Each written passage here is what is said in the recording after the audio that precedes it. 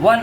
नमस्ते, मैं प्रत्युष चौबे शामे गजल की शाम में मैं आप सभी लोगों का स्वागत करूंगा और एक गजल से सभी जो मेरे भाई बहन हैं उनको बुलाऊंगा मंच पे। रात इधर ढलती तो दिन उधर निकलता है, रात इधर ढलती तो दिन उधर निकलता है, कोई यहाँ रुकता तो कोई वहाँ चलता है, कोई यहाँ रुकता तो कोई वहाँ चलता है। दीप और पतंग में फर्क सिर्फ इतना है, एक जल के बुझता है और एक जल के बुझ के जलता है। इसी के साथ मैं सबसे पहले अपनी दीदी प्रज्ञा भार्गव को बुलाना चाहूंगा, आए और अपना स्थान ग्रहण करें। उसके बाद मैं अपनी छोटी दीदी जो बहुत अच्छी गजल गाती हैं मैं उनको बुलाऊंगा, आए अपना स्थान ग्रहण करें। उसके बाद मैं अपने चाचा श्री डॉक्टर धीरेन्द्र नाथ चौबे जी को बुलाना चाहूंगा, आए और स्थान ग्रहण करें।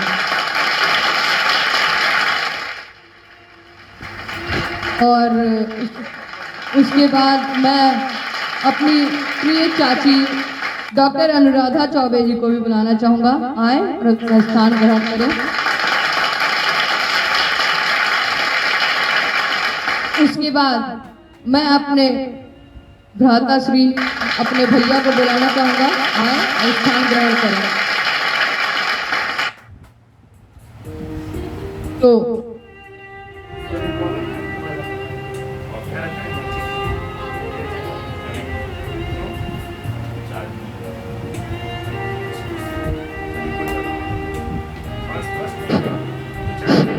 सबसे पहले मैं अपनी दीदी प्रज्ञा भार्गव जी को बोलूंगा, अपना गजल प्रस्तुत करने का एक मौका देता हूँ।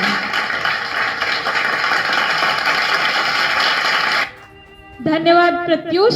धन्यवाद।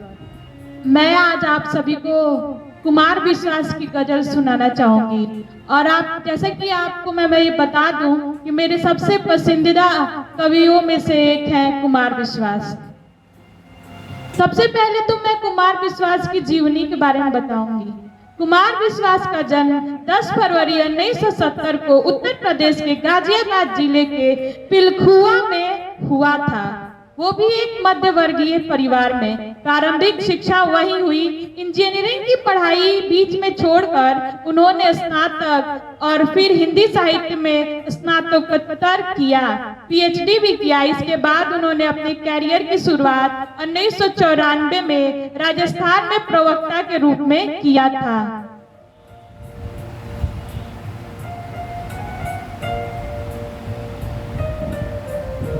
मैं उनकी गजल को आप सभी को सुनाती हूँ। मैं अपने गीत गजलों से उसे पैगाम करता हूँ, मैं अपने गीत गजलों से उसे पैगाम करता हूँ, उसी की दी हुई दौलत उसी के नाम करता हूँ, उसी की दी हुई दौलत उसी के नाम करता हूँ। हवा का काम है चलना, हवा का काम है चलना, दिए का काम है जलना, हवा का काम है चलना, दिए का काम है जलना। वो अपना काम करती है, मैं अपना काम करता हूँ, वो अपना काम करती है, मैं अपना काम करता हूँ। अधूरी एक कहानी के, अधूरी एक कहानी के किसी किरदार जैसे हैं, अधूरी एक कहानी के किसी किरदार जैसे हैं। जहाँ खबरें दबाव में हैं उस अखबार जैसे हैं, जहाँ खबरें दबाव में हैं उस अखबार जैसे हैं। हमें दुनिया ने तो दिल से, हमें दुनिया ने तो दिल के चुनाव में जिताया है, हमें दुनिया ने तो दिल के चुनाव में जिताया है। गवर्नर के यहाँ बंधक मगर सरकार जैसे हैं, गवर्नर के यहाँ बंधक मगर सरकार जैसे हैं, गवर्नर के यहाँ बंधक मगर सरकार जैसे हैं। हर एक कपड़े का टुकड़ा, हर एक कपड़े का टुकड़ा माँ का आंचल नहीं हो सकता। हर एक कपड़े का टुकड़ा माँ का आंचल नहीं हो सकता। जिसे दुनिया को पाना हो वो पागल हो नहीं सकता। जिसे दुनिया को पाना हो वो पागल हो नहीं सकता। जफाओं की कहानी जब तलक इसमें ना शामिल हो, जफाओं की कहानी जब तलक इसमें ना शामिल हो, वफाओं का कोई किस्सा मुकम्मल ही नहीं होता, मुकम्मल ही नहीं होता। कोई कब तक महज सोचे, कोई कब तक महज सोचे, कोई कब तक महक जाए, कोई कब तक महज सोचे, कोई कब तक महज गाए। इलाही क्या ये मुमकिन है कि कुछ ऐसा भी हो जाए। मेरा महताब उसकी रात में आगोश में पिघले, मेरा महताब उसकी रात के आगोश में पिघले। मैं उसकी नींद में जागूं वो मुझ में घुल के सो जाए, मैं उसकी नींद में जागूं वो मुझ में घुल के सो जाए।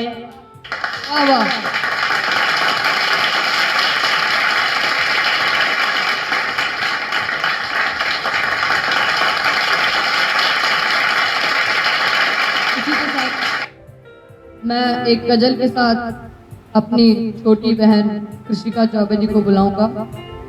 खुशी जिसने खोजी है वो धन लेके लौटा, खुशी जिसने खोजी है वो धन लेके लौटा, हंसी जिसने खोजी है चमन लेके लौटा, मगर प्यार को खोजने जो चला वह ना तन लेके लौटा ना मन लेके लौटा।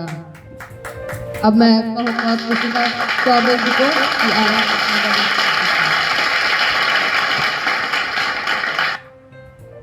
धन्यवाद प्रत्युष। मैं आज बशीर बद्र की कुछ गजलें सुनाना चाहूंगी।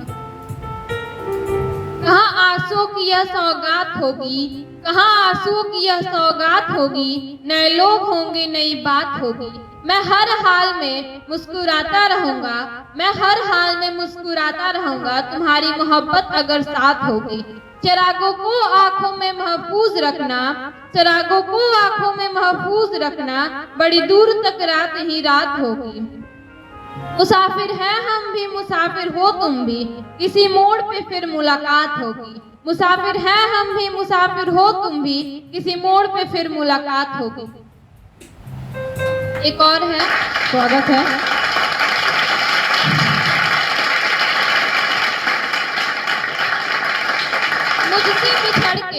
मुझसे बिछड़ के खुश रहते हो, मुझसे बिछड़ के खुश रहते हो, मेरी तरह तुम भी झूठे हो। एक दीवार पे चांद टिका था, एक दीवार पर चांद टिका था, मैं ये समझा तुम बैठे हो। उजले उजले फूल खिले थे, बिल्कुल जैसे तुम हंसते हो, तुम हंसते हो। मुझसे शाम बता देती है तुम कैसे कपड़े पहनने हो। तुम तन्हा दुनिया से लड़ोगे, बच्चों सी बातें करते हो। इसी के साथ अपने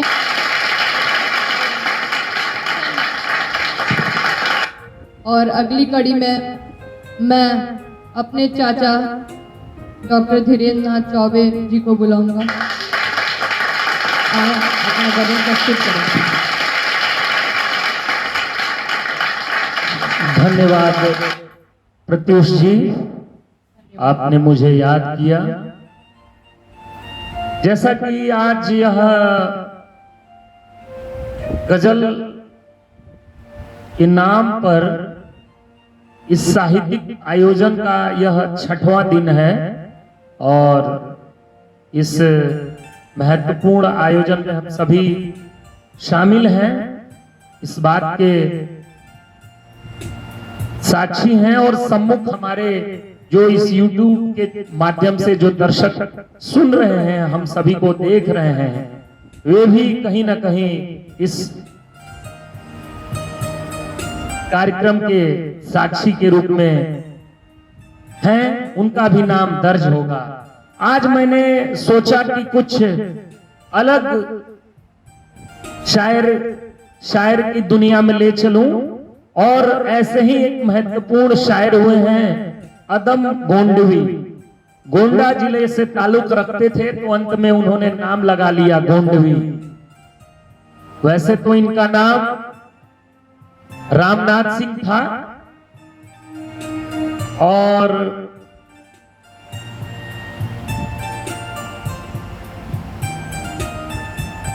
महत्वपूर्ण यह है कि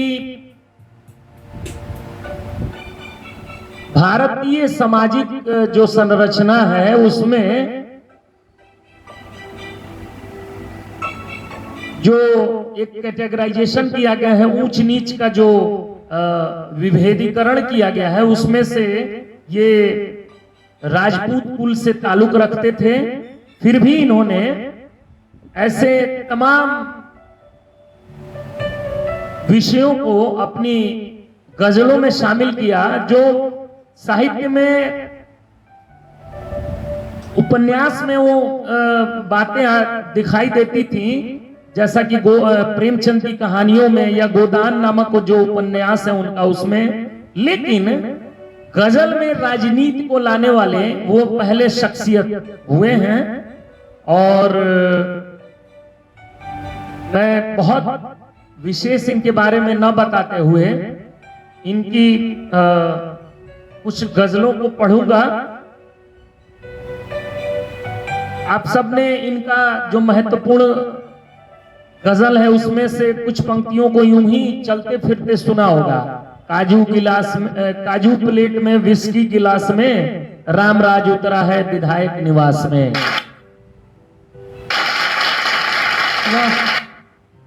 आज मैं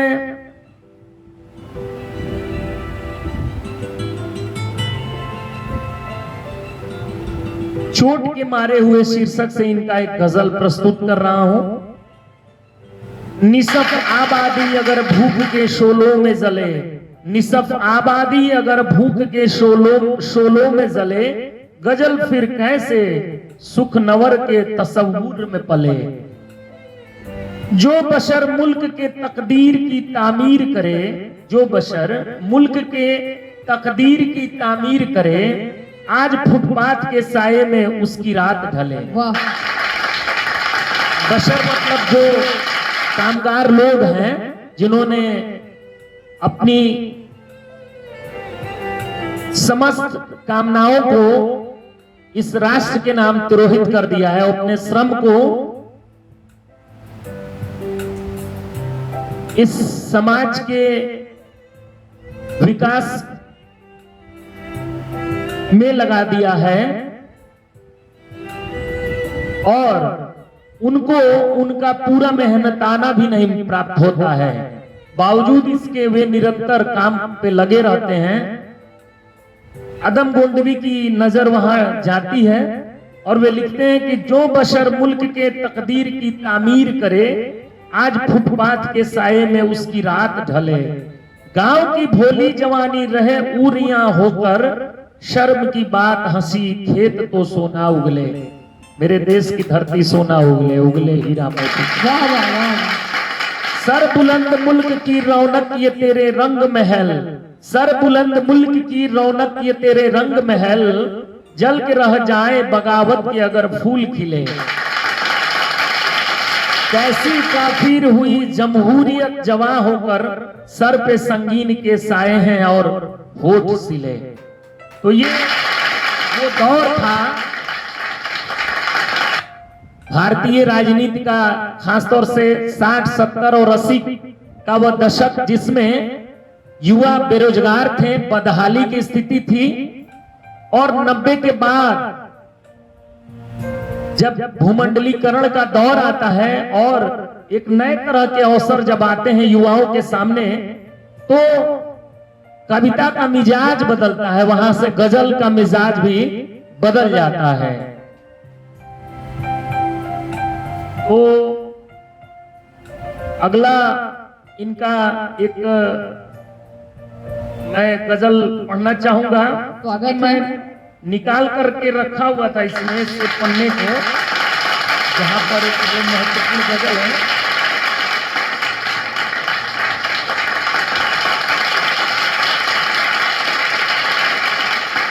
खूंटे में कसाई है, महज तनख्वाह से निपटेंगे क्या नखरे लुगाई के, महज तनख्वाह से निपटेंगे क्या नखरे लुगाई के, हजारों रास्ते हैं सिन्हा साहब की कमाई के। सूखे की निशानी उनके ड्राइंग रूम में देखो, सूखे की निशानी उनके ड्राइंग रूम में देखो, टीवी की का नया सेट है ऊपर उस तिपाई के। वाह वाह। मिसेज सिन्हा के हाथों में जो बेमौसम खनकते हैं, मिसेज सिन्हा के हाथों में जो बेमौसम खनकते हैं, पिछली बाढ़ के तोहफे हैं ये कंगन कलाई के। बाढ़ में चूंकि सिन्हा साहब बाढ़ के बहाने घोटाले भी कर रहे हैं, भ्रष्टाचार में वे लिप्त हैं, और इधर अब ये कौन सिन्हा है प्रतीक के रूप में समझिएगा, ये कोई वो सिन्हा नहीं है जो जातिगत जाति सूचक यहाँ प्रयोग किया है अदम गुंडवी ने। ये सिन्हा प्रतीकात्मक है। ये मैकाले के बेटे खुद को जाने क्या समझते हैं। ये मैकाले, वो जो मैकालियन जो फिलॉसफी है जिसके तहत अंग्रेजियत हमारे खून में आ बसी है, और कहने के लिए तो हम भारतीय हैं, भारतवासी हैं, लेकिन हमारा दिल जो है और दिमाग कहीं ना कहीं अंग्रेजियत में डूबा रहता है, उच्च चाशनी में लिपटा हुआ है। ये मैकाले के बेटे खुद को जाने क्या समझते हैं, इनके सामने हम लोग थारू हैं तराई के। भारत माँ की एक तस्वीर मैंने यूं बनाई है, भारत माँ की एक तस्वीर मैंने यूं बनाई है, बधी है एक बेबस गाय खूंटे में कसाई के। बधी है एक बेबस गाय खूंटे में कसाई के। बहुत बहुत धन्यवाद, आप सभी ने अवसर दिया, सुना मुझे, इसके लिए मैं शुक्रिया अदा करता हूँ। धन्यवाद चाचा। अगली कड़ी में मैं एक गजल के साथ अपनी प्रिय चाची डॉक्टर अनुराधा चौबे को बुलाऊंगा।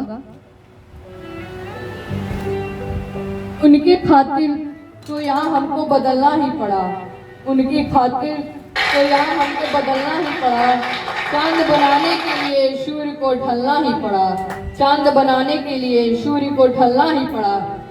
नभ नभ के तारे ना करे व्यंग कहीं धरती पर, नभ के तारे ना करे व्यंग कहीं धरती पे, इसलिए रात में हर दीप को जलना ही पड़ा, इसलिए रात में हर दीप को जलना ही पड़ा। इसी के साथ मैं अपनी चाची को बोलूँगा आइए अपना गजल प्रस्तुत करें। Thank you Piyush. Thank you. Faiz Ahmed Faiz के द्वारा रचित ये पास रहो के मैं शायरी पढ़ रही हूँ। तुम मेरे पास रहो मेरे कातिल मेरे दिलदार मेरे पास रहो, जिस घड़ी रात चले आसमानों का लहू पी के सियाह रात चले, मरहमे मुश्क लिए नस्तरे अलमास लिए, बैन करती हुई हंसती हुई गाती हुई, दर्द की कासनी साजे बजाती हुई, जिस घड़ी तीनों डूबे हुए दिल आस्तीनों में निहा हाथों की राह तकने लगे, आस लिए और बच्चों के लिए बिलकने की तरह कुलकुले में बहरे नासूदगी मचले तो मनाए न बने, जब कोई बात बनाए न बने, जब न कोई बात चले, जिस घड़ी रात चले जिस घड़ी मातमी सुनसान सियाह रात चले, पास रहो मेरे कातिल मेरे दिलदार मेरे पास। अब ये जो है इसको पढ़ करके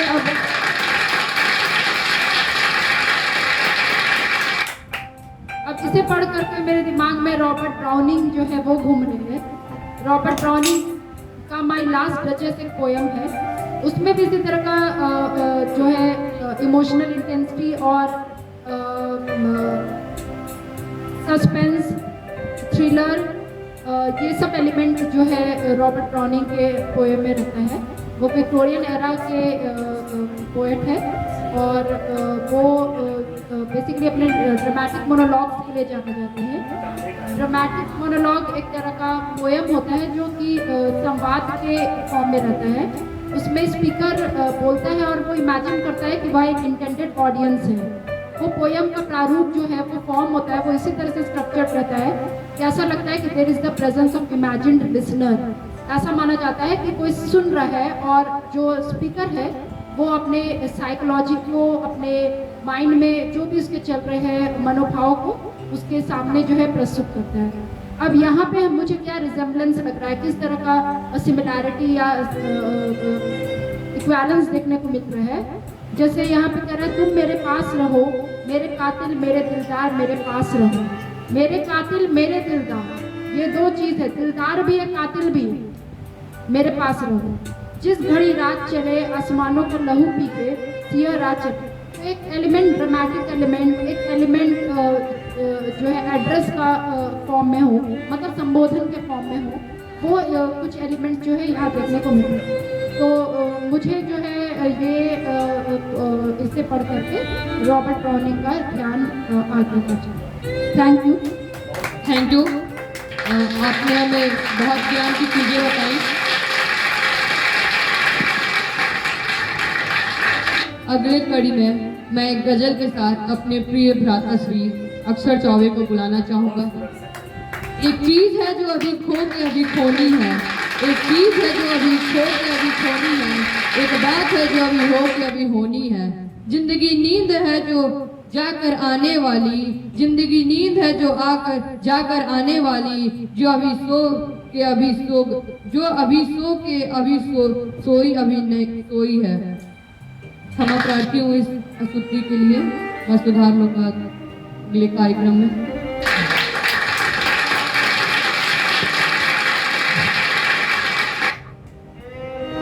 सामने गजल इस कार्यक्रम में मैं उपस्थित सभी गणमान्यों का अभिनंदन अभिनंदन करता हूँ और जो यूट्यूब माध्यम से जुड़े हुए हैं उन्हें भी मैं नमस्कार करता हूँ।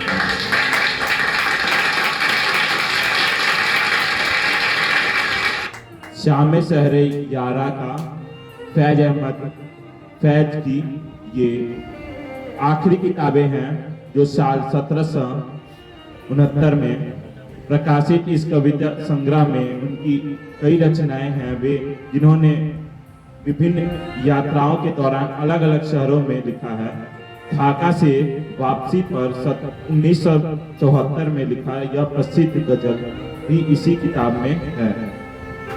हमके ठहरे अजनबी इतनी, इसी के साथ में इनकी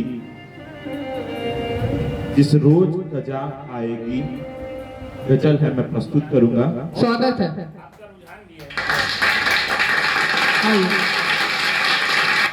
किसी तरह आएगी जिस रोज कजा आएगी, किसी तरह आएगी जिस रोज कजा आएगी, शायद इस तरह के जिस तौर कभी अबले सब बेतबल पहले पहल मरमाते बोस ये लब, जिसे खुलने लगे हर सिमत तिलमिला के दर, और कहीं दूर से अनजान गुलाबों की बहार यह सीन के महबात को तड़पाने लगी।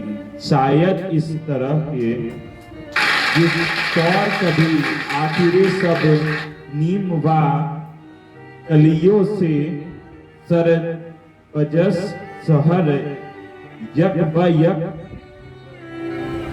गुजर के महबूब में लहराने लगी, और खामोश दरिंचों से पहंगमे रली।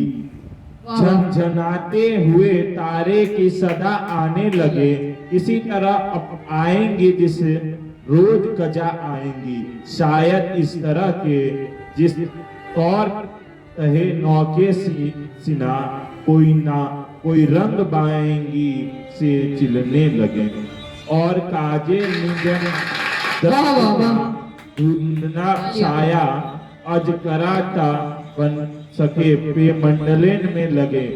जिस तरह आएगी निज रोज कजा आएगी, ख्वाज तारीफ की तरह आएगी, महबूब सिर्फ दिल इसके बस होगी। यह हफे बदा की वाह वाह वाह। लीलाधीन अहमेद बाजमने दिले दिलहजंगा कलम हुए शुक्र बनामे लबे सिरी तौना। इसके साथ मैं एक और उनकी गजल प्रस्तुत करूंगा।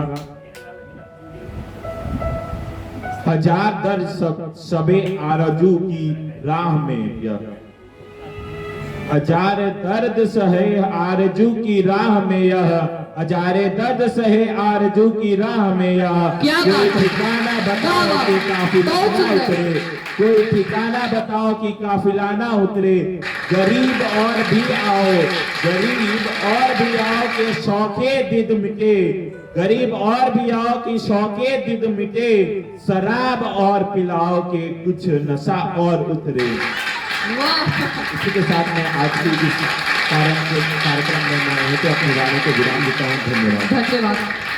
और मैं समापन से पहले एक गजल सुनाऊंगा जो कि 4 लाइन की है।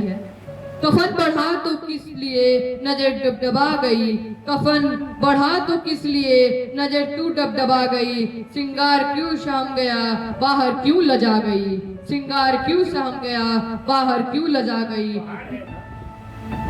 बाहर क्यों लगा गई। न जन्म कुछ न मृत्यु कुछ, बस इतनी सिर्फ बात है। न जन्म कुछ न मृत्यु कुछ, बस इतनी सिर्फ बात है। किसी की आंख खुल गई किसी को नींद आ गई, किसी की आंख खुल गई किसी को नींद आ गई। इसी के साथ मैं समापन करने के लिए प्रज्ञा भार्गव से कहूँगा कि समापन करें, धन्यवाद ज्ञापन करें। धन्यवाद प्रत्युष। धन्यवाद। मैं सबसे पहले अपने चाचा डॉक्टर धीरेन्द्र नाथ चौबे जी को धन्यवाद देना चाहूंगी, जिन्होंने बहुत ही सुंदर तरीके से हम लोगों को आदित्य गोंडवी की गज़ल को सुनाया और उनके बारे में भी कुछ थोड़ा बहुत बताया। बहुत अच्छा लगा चाचा, बहुत बहुत धन्यवाद।